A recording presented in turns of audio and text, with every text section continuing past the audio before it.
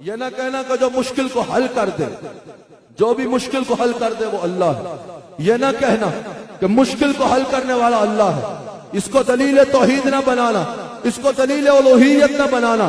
اللہ مشکل حل کرتا ہے، اور بدرجہ عدم اگر کوئی مشکل حل کرتا ہے تو اللہ ہی کرتا ہے.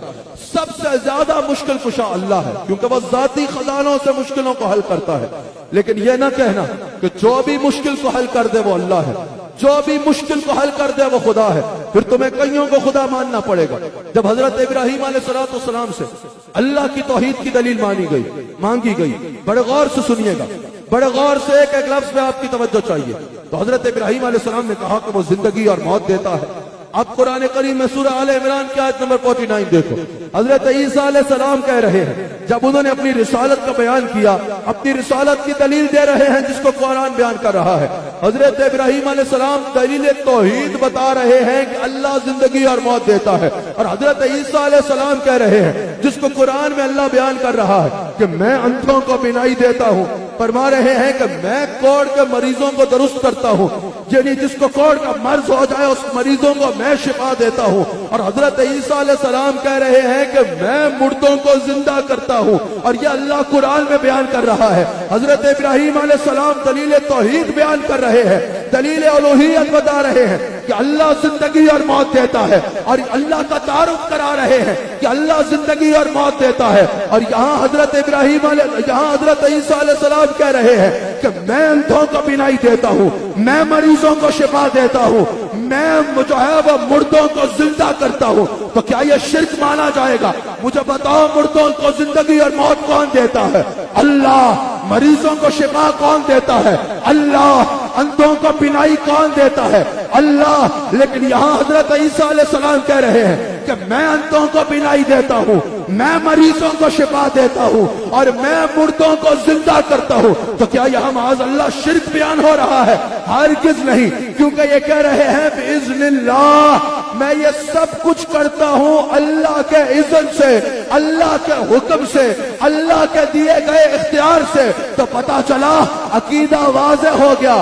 اگر کسی بھی نبی کے اختیار کو یا ولی کے اختیار کو بِإِذْنِ اللَّهِ مانا جائے گا تو شرک نہیں ہوگا، شرک من دون اللہ ہوگا.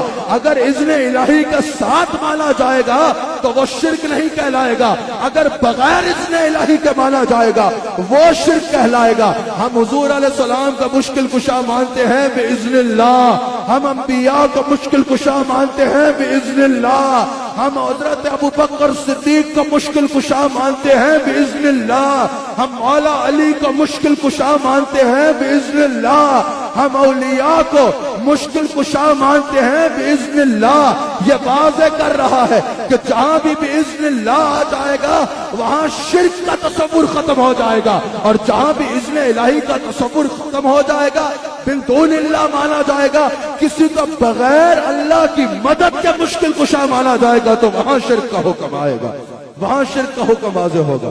اللہ اکبر. اگر تم صرف یہ کہو گے کہ جو مشکل کو حل کر دے وہ خدا ہے، تو پھر یہاں کیا کہو گے؟ حضرت عیسیٰ مردوں کو زندہ کر رہے ہیں، کیا یہ مشکل کشائی نہیں؟ حضرت عیسیٰ مریضوں کو شفا دے رہے ہیں، کیا یہ مشکل کشائی نہیں؟ حضرت عیسیٰ علیہ السلام جو ہے وہ مریضوں کو تو ہے اندھوں کا بھی بینائی دے رہے ہیں، کیا یہ مشکل کشائی نہیں؟ تو معاذ اللہ کیا انہیں خدا کہا جائے گا؟ وہ تو آتا اعلان کر رہے ہیں انی عبداللہ، میں اللہ کا بندہ ہوں اور اللہ کا عبادت گزار بندہ ہوں. اللہ اکبر. تو کیا انہیں خدا کہا جائے گا؟ اگر صرف مشکل کو حل کر دینا ہی جو ہے یہ دلیل الوہیت ہے تو بخاری میں موجود ہے، حضرت ابو ہریرہ کی قوت حافظہ کمزور ہے، حضور کی بارگاہ میں حاضر ہوتے ہیں، عرض کرتے ہیں یا رسول اللہ صلی اللہ علیہ وآلہ وسلم قوت حافظہ کمزور ہے، جو کچھ سنتا ہوں یاد نہیں رہتا. حضور فرماتے ہیں اپنی چادر کو پھیلاؤ. حضرت ابو ہریرہ چادر کو پھیلاتے ہیں، حضور اپنے دست مبارک کو یوں کر کے یوں فرماتے ہیں ابو ہریرہ سمیٹ لو. وہ صحابی تھے، انہوں نے یہ نہیں کہا حضور ظاہری طور پہ تو اس میں کچھ نظر نہیں آ رہا، کیا سمیٹوں؟ حضرت ابو ہریرہ چادر سمیٹ لیتے ہیں. پھر حضرت ابو ہریرہ کا قوت حافظہ ایسا ہوتا ہے जो हुजूर फरमाते हजरत अबू हुरैरा को याद होता जाता।